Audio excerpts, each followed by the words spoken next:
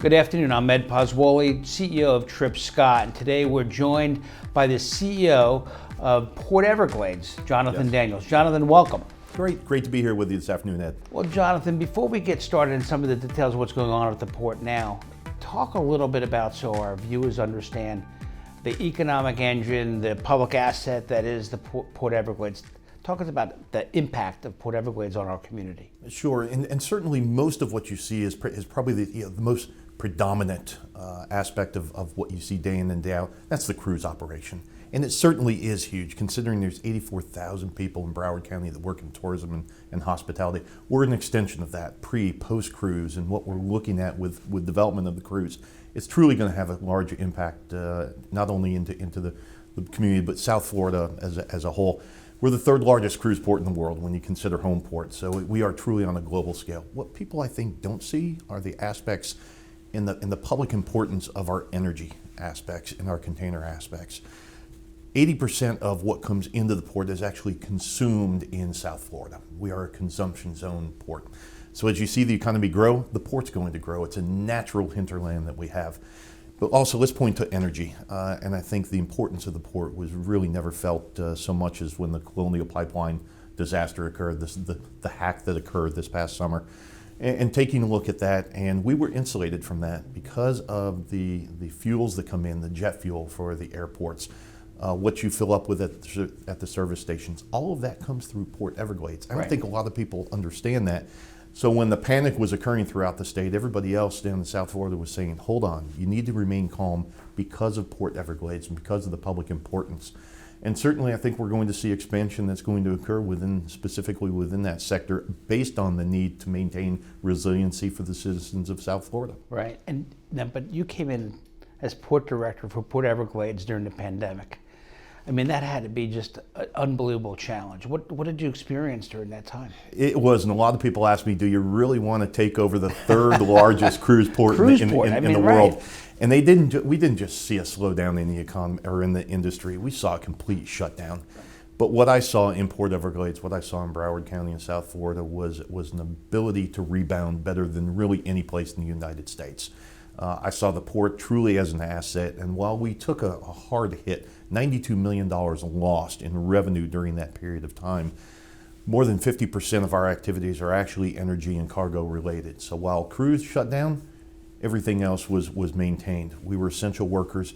The economy had to continue to move, and ultimately because of that, it was a position I just couldn't pass up. It's an area I wanted to move into, and that's a position that I've actually looked at for a lot of years.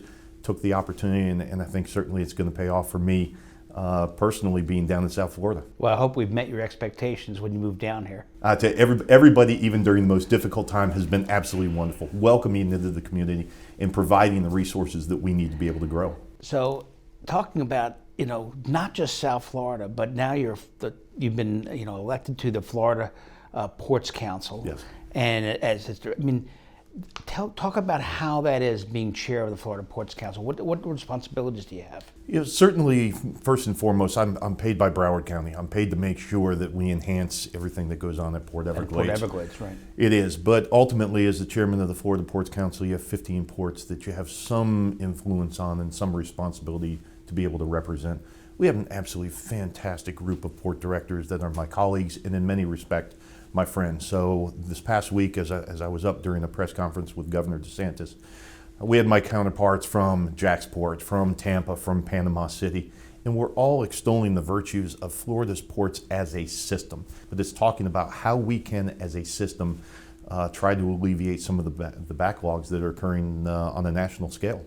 So the national scale, obviously we've read and heard a lot about the supply chain impacts that COVID has had and the rest of this. And we see, how many ships are out there waiting in the ports in California. Yeah. How can we, as a set of Florida ports, Port Everglades specifically, but the Florida ports generally, how can we take advantage or competitive advantage of that opportunity for our ports here? Again, what we're looking at are competitors that now become collaborators. We have 15 Florida ports, right. 8 that are able to accommodate containers. Primarily the backlog out on the West Coast is container-based. So what these shippers and carriers are going to have to do is evaluate the cost associated with coming through the Panama Canal and coming into another port system. Certainly I'd love to see it come into Port Everglades, but first and foremost, and I had this conversation with the governor and the secretary of FDOT the other day, let's first get it into Florida, and then at that point, let's divvy it up. If we don't have enough capacity at one port, they can move to it, they can move to another port.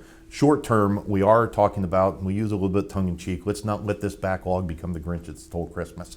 Because this is literally, because right. This is, you have new buying power that's now being unleashed after the pandemic, and it couldn't happen at a worse time with a lot of the Asian goods coming in to supply the distribution centers and the shelves just in time for the holiday season. So something is going to have to give. What gives Florida ports the competitive advantage then?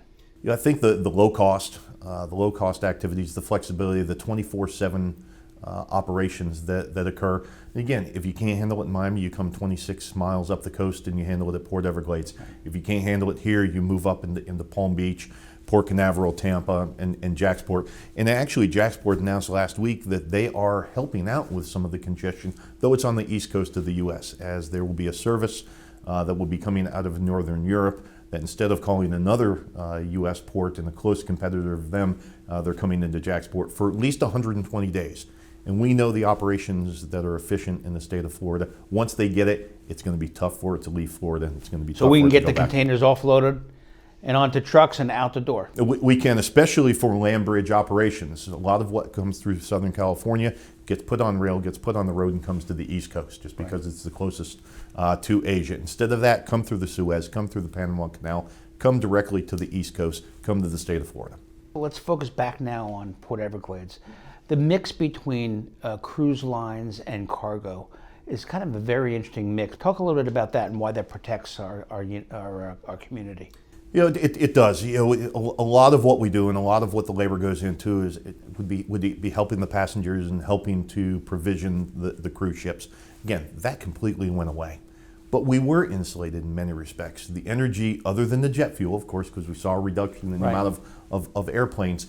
But even that being said, the amount of cargo activity that goes out of Miami International Airport, we still had to feed through our pipelines to get down there. The container market, again, you had to make sure that you got everything on the shelves. Again, everybody kind of smiles because of we ran out of toilet paper. Right. But that's a serious aspect of it, because if it's toilet paper, it's tissue paper, it's also medical goods, it's also perishables. 28% of what we handle into and out of the port actually is Latin American trade, North-South trade, our leading trading partners.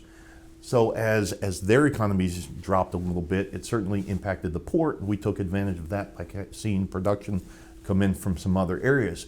But we are linked in so many ways with it. And so as you look at the potential for nearshoring activities, as now I think you look at the administration looking at maybe taking and not having so much of a reliance on Asian trade, and some of that production comes into Central and South America, we stand ready to be able to take advantage of that uptick. In order to be able to handle that, you're looking at the largest single infrastructure project ever undertaken by the port, $471 million. It's added new gantry cranes, it's adding new berth capacity. 5 new berths will come on the line in mid-2023. We just ordered 3 additional gantry cranes, which will come in as soon as the terminals are done. So the port is not only poised to be able to help with the congestion issues now, we're set to be able to move into the future and really become a player and an economic driver in South Florida. So talking about the future, and since Port Everglades does have a substantial reliance on cruise, how is the cruise industry and how is it rebounding from the pandemic? I tell you, cruise is back, and you looked at it. We stepped up and helped it during the restart. We waived some of our fees in order to keep the cost down with the cruise lines, and that's paying dividends. Royal Caribbean and underneath them, their flag Celebrity, they're back. They're up and going. The port was the first port in the United States with a revenue cruise, June 26th, with Celebrity Edge. Celebrity's already talking about an enhanced program. Princess, the same thing. Princess and Holland America and the Holland America Group under the Carnival Corporation flag, they're looking at an expanded program as well. On top of that, we just had the first sailing for Viking Cruise Lines. Viking has been primarily out of Miami. Right. They are now they've moved their cruise operations. Absolutely an incredible program. So we're going to stay tuned to that. You are, and we're going to have a couple of cargo announcements as well. So I think the future is extremely bright at the port to be able not only to meet the demands of South Florida, but to be able to grow as the economy in South Florida. So we does grow as survived fine through the pandemic Well, because of our mix. We did. We did. We did. And the future is bright because we're not only are we growing now the cruise industry, we're adding potentially another cruise line. Yes. And we're looking at the opportunities that may present itself because of some of the backlog on the cargo side. Absolutely. And then on top of that, the assistance that we received by Governor DeSantis as part of the ARPA funding, $58 million to help make up for some of the dollars that we lost during the pandemic. So the administration has been so strong in working for us and working with us to make sure that we are set to be able to handle Florida's economy moving forward. Well, we definitely appreciate the work that you do. Great. Jonathan, Thank you. thank you so much. Appreciate you Great, joining. great to be here with you. Thank you.